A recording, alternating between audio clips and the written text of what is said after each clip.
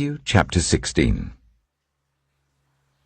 The Pharisees and Sadducees came to Jesus and tested him by asking him to show them a sign from heaven. He replied, "When evening comes, you say, 'It will be fair weather, for the sky is red.' And in the morning, 'Today will be stormy, for the sky is red and overcast.' You know how to interpret the appearance of the sky, but you cannot interpret the signs of the times. A wicked and adulterous generation looks for a sign, but none will be given it except the sign of Jonah." Jesus then left them and went away. When they went across the lake, the disciples forgot to take bread. "Be careful," Jesus said to them. "Be on your guard against the yeast of the Pharisees and Sadducees." They discussed this among themselves and said, "It is because we didn't bring any bread." Aware of their discussion, Jesus asked, "You of little faith, why are you talking among yourselves about having no bread? Do you still not understand? Don't you remember the 5 loaves for the 5,000, and how many basketfuls you gathered? Or the 7 loaves for the 4,000, and how many basketfuls you gathered? How is it you don't understand that I was not talking to you about bread? But be on your guard against the yeast of the Pharisees and Sadducees." Then they understood that he was not telling them to guard against the yeast used in bread, but against the teaching of the Pharisees and Sadducees.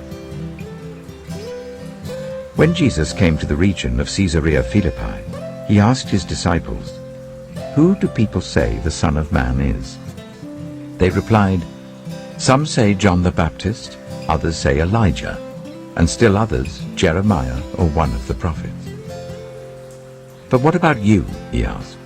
"Who do you say I am?" Simon Peter answered, "You are the Messiah, the Son of the living God."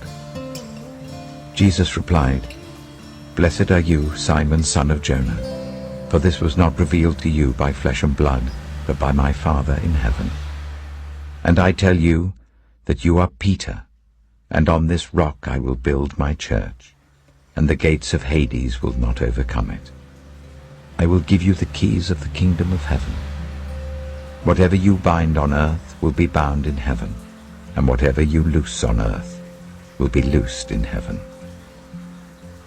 Then he ordered his disciples not to tell anyone that he was the Messiah.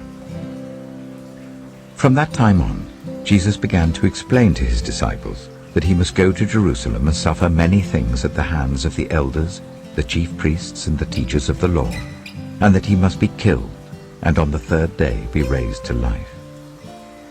Peter took him aside and began to rebuke him. "Never, Lord," he said.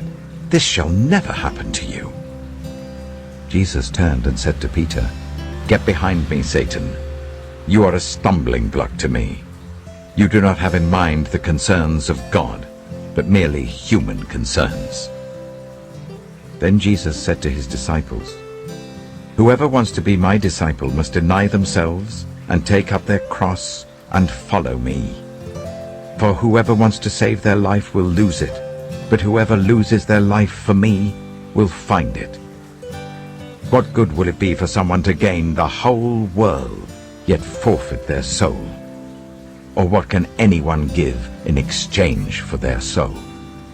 For the Son of Man is going to come in his Father's glory with his angels, and then he will reward each person according to what they have done.